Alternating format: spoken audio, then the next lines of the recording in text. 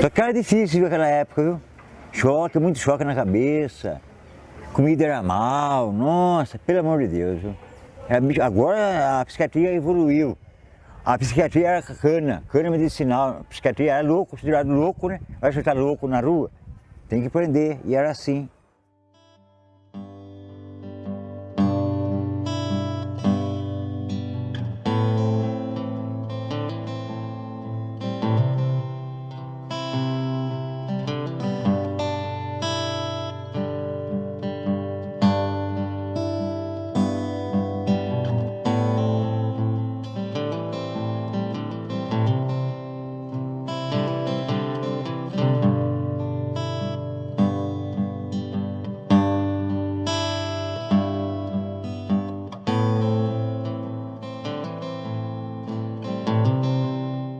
Temos choque, tomei muito choque na cabeça. É ficar preso, né? Se fica preso, dá solidão, dá saudade da família.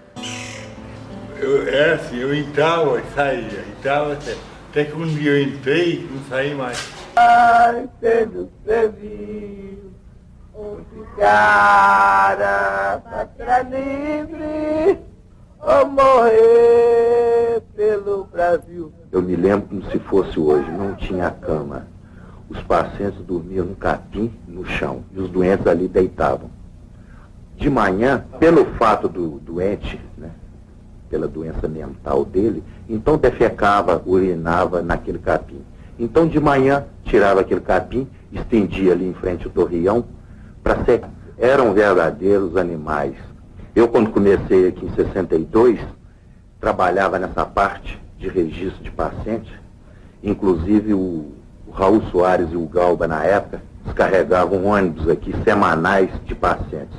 Era 40, 50 cada remessa. E as pessoas eram largadas, tratadas como bicho, como animais. Por que esse desrespeito predominava? Bom, Carla, é muito importante entender antes a história, né? Então, a questão dos transtornos mentais, da loucura, quando nós falamos de transtorno mental, a gente está falando da loucura, ela esteve presente na antiguidade, teve um avanço da compreensão em relação a esse tema, né? Então, na antiguidade, essas pessoas eram vistas como pessoas divinas, ajudavam, inclusive, nas decisões tomadas pelo Estado, e já na Idade Média, né, essas pessoas foram sendo marginalizadas, né? Vistas como pessoas tomadas pelo demônio. Isso foi sendo incorporado na sociedade e foi o que fez com que nesta época, inclusive no Brasil, nós chegássemos a essa barbárie, né? Comparada a campos de concentração que eram os manicômios. Então, isso está muito relacionado com a cultura social, com o que nós queremos afastar, queremos tirar de perto, né? O diferente.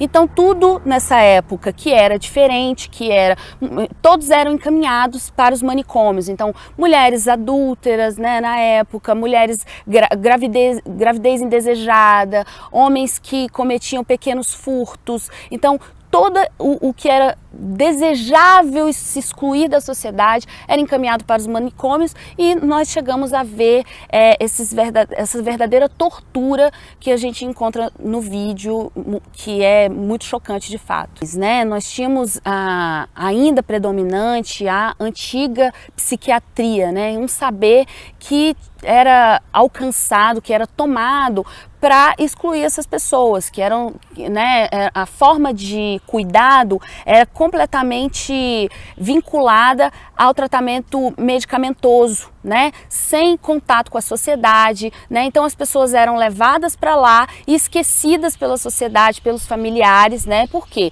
existia alguém, né, médicos, psiquiatras nessa época, enfermeiros, sem formação, compreensão da saúde mental, compreensão do que essas pessoas estavam vivendo ali, né, então elas eram levadas a fazer esse tipo de tratamento degradante com essas pessoas. E aí o que nós vemos é que a psiquiatria tem tido um certo avanço. A ideia era que saísse dessa perspectiva exclusivamente medicamentosa para uma perspectiva mais psicossocial, uma perspectiva mais humanizada. Hoje nós estamos avançando para outro conceito, que seria a saúde mental.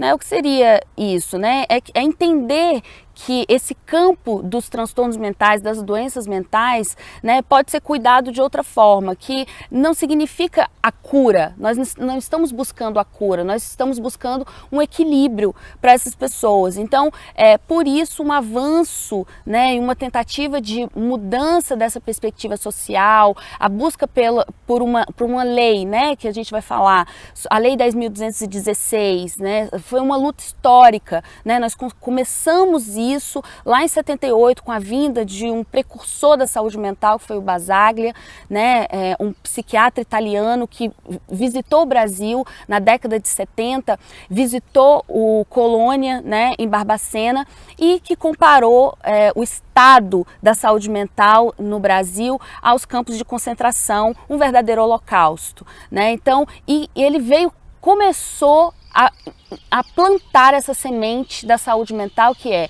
nós precisamos tratar no Brasil as pessoas com transtorno mental de outra forma, em liberdade, e dizer que isso seria possível.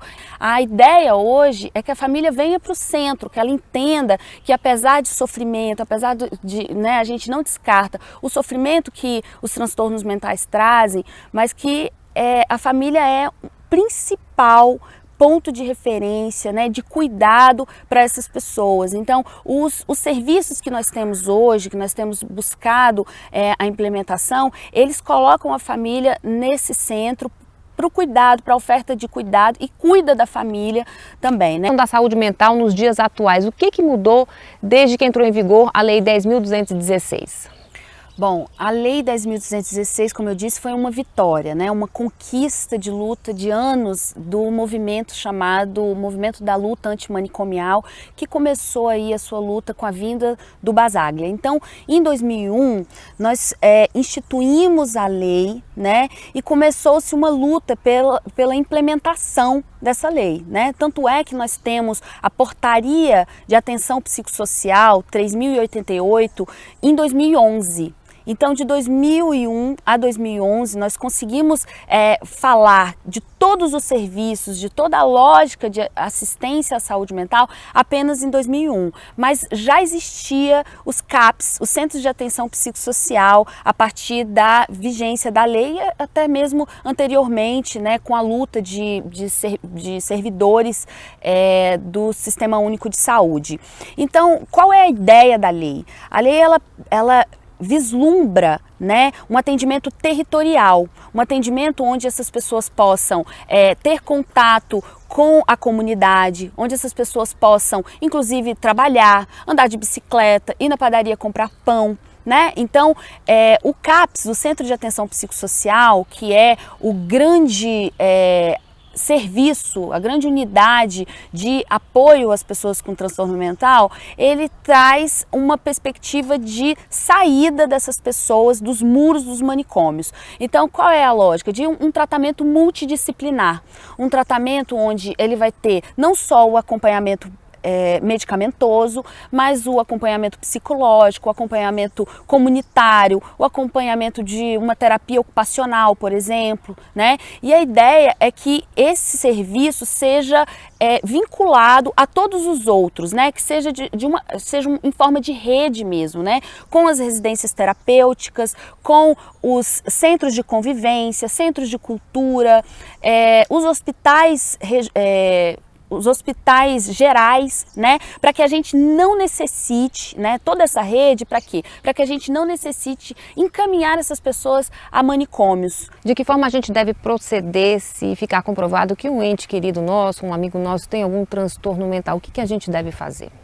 Bom, imediatamente buscar o centro de atenção mais próximo de casa, atenção psicossocial, CAPS, e fazer uma avaliação com a equipe multidisciplinar, psicólogo, psiquiatra, assistente social, terapeuta ocupacional, fazer um plano individual terapêutico, né, de cuidado com essa pessoa, visando os interesses dessa pessoa, particularizado, né, sem que seja uma coisa coletiva e nada individual, né? Em caso de crise, o ideal é que ele seja encaminhado, caso tenha o CAPS 3, né, para o CAPS 3 ou para o hospital geral da cidade mais próxima, né, onde ele vai ser cuidado, medicado, contido à crise e redirecionado ao CAPS para que ele possa ter esse momento mais cauteloso, né, e de cuidado junto com a família, né, e sempre retornando para o lar. A reforma psiquiátrica, a saúde mental, a Lei 10.216 veio para dizer que o Brasil pode cuidar melhor dos loucos, né, e todos nós temos um pouco de loucura, essa é a ideia de dizer que a gente não precisa excluir ninguém. De 18 anos que eu não sou internado mais. Fiquei mais alegre, fiquei mais contente. Eu gosto de estar aqui. No hospital eu não gostava.